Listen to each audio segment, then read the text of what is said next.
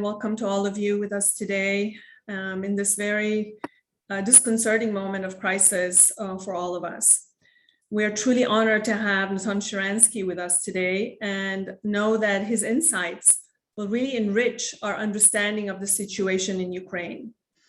It will also provide us deep insights into how the Ukrainian government and the people are coping with Russia's terrible aggression. Natan only has a few minutes with us today, so we really want to thank him. We appreciate you being with us, Natan. So we welcome you. And if I could start with a very overall broad question to you, Natan, please. What is your overall assessment of Putin's intentions here? We're very concerned about Vladimir Putin, his thinking, his goals. What is he trying to accomplish? If you could, you know him well in the years that you were imprisoned yourself. Could you please tell us a little bit about what you think is in his head? Natan, please go ahead. Well, thank you, Sharon, and thank you for inviting me. It's really very important, I would say, very dramatic and critical moments for the world. And of course, ADL, with its absolutely unique position in fighting the hatred and prejudices, it's important for ADL to be at the top of the events. So thank you for having this discussion. To say that I know Putin very well, it's mildly speaking great over the exaggeration. I don't think at this moment there is anybody in the world who can say that he or she knows Putin very well. I'm not sure that Putin knows himself very well, but you're right that my prison experience can help me a little. First of all, let me say that it is not, this struggle is not about piece of land in Ukraine. It's even not simply some kind of border dispute between Russia and Ukraine. It's very serious attempt of the Russian leader to change the basic principles on which the world is built after the Second World War, and where the free world believes that it guaranteed that anybody who lives in this free world is not in danger, that because the neighbor is dictator, your freedom is in danger. So what I think Putin changed a lot in the last 15 years. I met him many times in his first years of being the president. Then he was mainly concerned how to get a recognition, how to make Bush and Merkel and the other leaders to accept Russia back to the club of superpowers. That, of course, he understands he is very far from the power of the free world, but Russia has the right to be accepted, to be recognized. I think what changed in these years, first of all, it's always not good when a person is for 20 years a leader, and especially when he guaranteed himself to be leader forever. But I think what really changed is his perception that all these Bushes and Merkels and Obamas and Macrons and all that, they're pawns who are replaced all the time. They're coming and leaving. And there is only one leader in this world who is not replaced, who is permanent. And more than this, and here I think my experience in prison helps to understand, he understands that physically he is not the strongest. But he knows that who is the strong? The one that everybody understands that he can use his strength every minute. In the cell of 40 prisons, the ringleader is not the one who is physically more strong, but who is ready to use everything to cut your throat any moment. And so now he also believes that he has a historic mission of bringing back the power of Russia, not of the communist ideology, he doesn't need it, but the power of Russian Tsars, and for him the big heroes are Peter the Great, Ekaterina, and Stalin, his three big heroes, and he continues it. Now, so he knows that if he'll simply go, Ukraine is very important, his grand plan. He tried with Georgia, partially successful. Chechnya was successful, Belarus was successful, Kazakhstan partially successful. Ukraine is critical. But he knows if he simply will go to conquer Ukraine and the world will be mobilized, he doesn't have enough strength. So he makes it clear. And he says it again and again. He said, Ukrainians are not the nation, their place is in Russia. And immediately after this, and those who will dare to stand on our way, they be destroyed in the way they never were destroyed in history. And in 3 different ways, he explained that he will he will not be hesitant to use nuclear weapons. And he made a public tests of nuclear weapons together with the president of Belarus, and he declared about the first rate of emergency. And the answer of the West was exactly that he wanted to hear. We have to do everything to avoid nuclear war. So the danger for the future, the tragedy today is, of course, destroyed cities and killed civilians in Ukraine. But the challenge of tomorrow, if God forbid it, he will be permitted to do it, is that there will be the world with one superpower, and the superpower is Russia, because it will continue to demonstrate everybody. And they're writing and speaking in permitted Russian press all the time. They will be ready to threaten to the world with their nuclear power, and they know that the world is not ready, not only is not ready, will do everything to avoid it. So when one side is ready to go to the end and the other is not ready to meet this demand, only one is superpower. So that is the danger. And that doesn't mean that it will happen. I hope that free world, in the mean, Putin definitely was wrong about Ukrainians. If now it is the nation which is taking center stage in history and fighting, and he didn't expect such a level of unity of Europe and the free world, but whether it will be enough without meeting his big threats, we have to see. Natan, that's such a dire picture you've drawn for us. Obviously, you just said that Putin is truly a global threat. Yeah. But let's talk about Europe for a moment, and obviously the challenges to NATO. NATO was created for exactly this kind of a moment. Countries like Latvia, Lithuania, Estonia, what will this mean to them? What are they thinking right now? And what is this new start of a global position you're talking about, kind of one global power, Russia? What are the Europeans thinking right now? What, in your estimation, how does this affect Europe as we speak? Well, on one hand, we can say that Europe is demonstrating the level of mobilization, which it never demonstrated before. Germany is ready to send weapons. Switzerland is ready to undermine its hundreds of years of neutrality. So it sounds very good. On the other hand, I'm very concerned because he found his strongest card. And he'll now go and continue to destroy Ukraine in order to turn it into submission, yeah? And the world, in the meantime, will be mobilized, but will be kept saying we have to do everything to avoid nuclear war. For example, after this, he will say, I also don't want wars, but your economical sanctions, that's kind of war for me.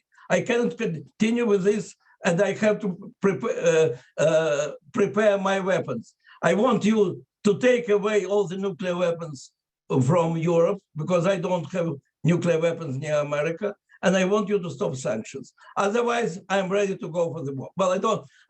For example, whether Europe will be ready to then simply to move their nuclear weapons to the borders of Russia, to send to Poland not 3,000 American troops, but 5,000 tactical nuclear weapons. For example, I'm inventing all this. I'm simply saying that the response of the free world and Europe must be on the level of the danger of the Russia. By the way, I don't think that Putin really wants nuclear war, for sure not. He is not Iranian leader. He is not looking for the next world. He wants to be in this world the leader. So he wants simply that his threat will paralyze the free world. And then whenever he needs to use force, he will use force. Where he will need to use threat, use threat. That's why I believe that the earlier the free world will show that it is ready to meet this challenge, the better.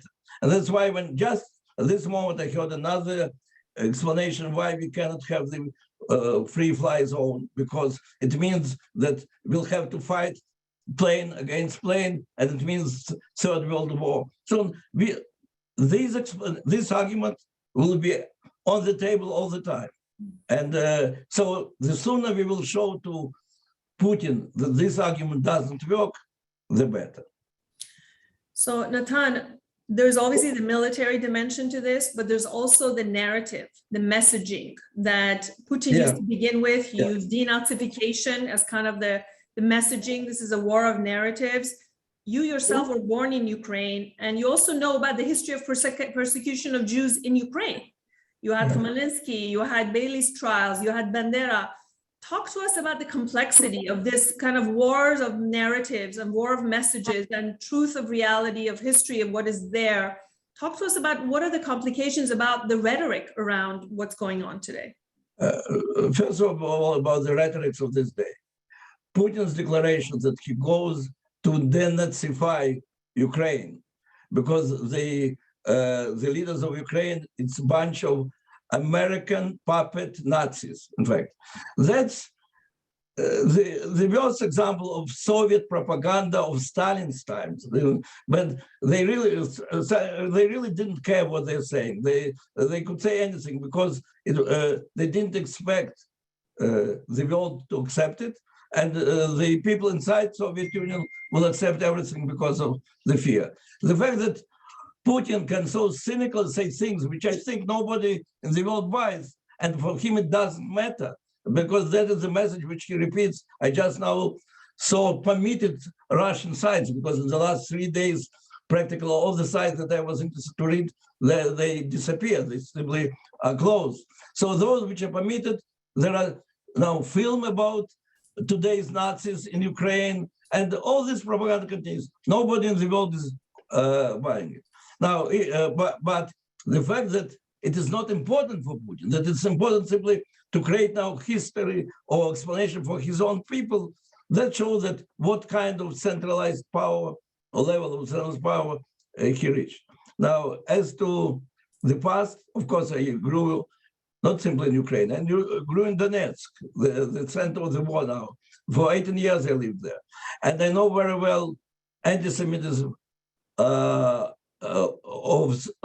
the street, of prejudices, which, by the way, these prejudices were among Russians and among Ukrainians and among Kazakhs, all those who were living there. Practically nobody had real national life. But there was nationality which was like a disease. To be a Jew was bad. All the others didn't really matter. And a lot of anti-Semitism in the street and official Soviet anti-Semitism, discrimination or restrictions for Jews when they go to the universities or making their career. Now, what I then found out when I became a spokesman of Jewish movement, but later spokesman of human rights movement, and met with many nationals, Ukrainian nationalists, Armenian nationalists, Lithuanian nationalists, and then spent time with them in the prison, that mutual interest in democratic development, and of course we all were interested, for all of us, enemy was Soviet dictator, is a good platform to go and check critically our mutual past. And that's why, by the way, in today's Ukraine, I had absolutely no problem to be the chairman of the Babyn Yar Memorial and to work with the Zelensky, or before Zelensky, with Poroshenko on this project. Now, I got to say, in the last few years, when all this conflict started, I, as a head of Jewish agency, had many meetings with the Russian officials who were challenging us Israelis to condemn Ukrainian anti-Semitism. And I had many meetings with Ukrainians who asked us to condemn Russian anti-Semitism. And I had to say frankly that I think that both are wrong. There is no state anti-Semitism in Ukraine and no state anti-Semitism in Russia. I got to say, Putin, with all the awful things which I can say today about him, he is maybe one of the first leaders in the 1,000 years of history of Russia who is not anti-Semite, who even has a deep sympathy. Well, he has personal stories. He has very sympathetic attitude to Jews and to Israel as a Jewish Russian-speaking state. And so there is devoted Jew and a passionate Ukrainian and a great hero of our times, Zelensky on one hand. There is Judophile leader of the Russia who is awful dictator on the other hand. And this conflict is not about Jews. Even today, when we are speaking, to go in Kiev with kippah or to go in Moscow with kippah is less provocative than to go in Paris with kippah. So this conflict is not about new pogroms and anti-Semitism, but Jews need to live in the free world. Israel needs to be part of the free world, and that is definitely a serious challenge to the free world of what's happening now. Natan, thank you. We have one last question. Over the weekend, we saw Israeli Prime Minister Naftali Bennett make a surprise visit to meet with Vladimir Putin. He spoke with President Zelensky a number of times. He visited the German Chancellor. But Israel's had a very kind of a difficult position here in the middle. And some have called out the fact that Israel hasn't really come out and strongly condemned Russia. Talk to us a little bit about what does this mean and kind of how do you assess what line should Israel be taking in this, given its own equities, what it matters to itself, its national interest, but also the Jewish communities. This is a complicated issue for Israel. Well, first of all, about Bennett's visit, I know as much as you know, maybe only very little more. I hope, I pray that really our Prime Minister knows something that we don't know, and he has a reason, a serious reason to try efforts. Of course, every effort which can be done to try to avoid this massive massacre and to bring some relief to the situation of the people in Ukraine, of course, should be welcomed. And I simply don't know. I do hope that it's not in vain. But to say that I have big hopes that there will come some breakthrough, no, because I understand they intend where the negotiations between Ukrainian and Russian delegation at this moment in Belarus, all these meetings, I'm not sure that it distracts Putin from his global plans. Now, of course, Israel, just today, I published an article in Wall Street Journal about this situation that Israel is really in a very difficult situation of dependence on Putin in our struggle against Iranian bases in Syria. But I want to remind everybody who is in a hurry to attack how Israel can be not with America, that it is American weakness, American unbelievable weakness of Obama administration 2013 when they put across a red line in Syria about chemical weapons and didn't deliver. And then it was then at that moment that Putin understood, and he did two things: made a base, military base in Syria, and came to Syria, saved Assad's regime, and became the keys from the sky in Syria. Today are fully only in the hands of Putin. And second, of course, then Putin went to Crimea. And then another thing with the Iranian deal, and that's again actual today, in 2015, billions of dollars went to Iran and then to Hezbollah. And that's when Hezbollah built Hezbollah Iranian bases in Syria. And since then, Israel had to make this strategic understanding with Putin and attack until this day, only I think 24 hours ago, we have to attack military Iranian Syrian bases in Syria. and we have to get permission of Putin on this. Having said all this, and I want simple world to understand this problem. Having said this, from the day one of this war, I was telling that this war is much bigger even than our challenges in the Middle East. But of course, we have to face them. And the lesson of Ukraine is that we have to make sure that we can guarantee our peace by ourselves and not waiting for NATO.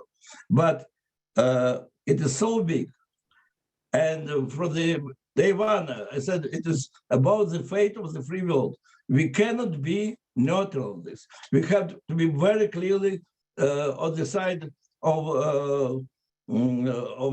together with all the free world, on the side of Ukraine. And again, I know I'm in minority or a very tiny minority in Israel about it, but I do believe that we had to give, as Ukraine asked us many times, that we'll give them that our great defense, which we have against airplanes, to give this means also to Ukraine. Well, all our experts believe that we cannot upset Putin so much as to do it. I believe it's too big a battle, too faithful a battle in order we will stand aside. Natan, obviously the JCPOA factor really complicates this, and Russia making its own demands right now is something we're monitoring very closely. I know you have to go. We thank you so much for the time you've given us. We know how busy you must be right now. We want to thank you for your lifetime of commitment, for supporting Jews, for advocating on behalf of all of us. Natan, we cannot thank you enough.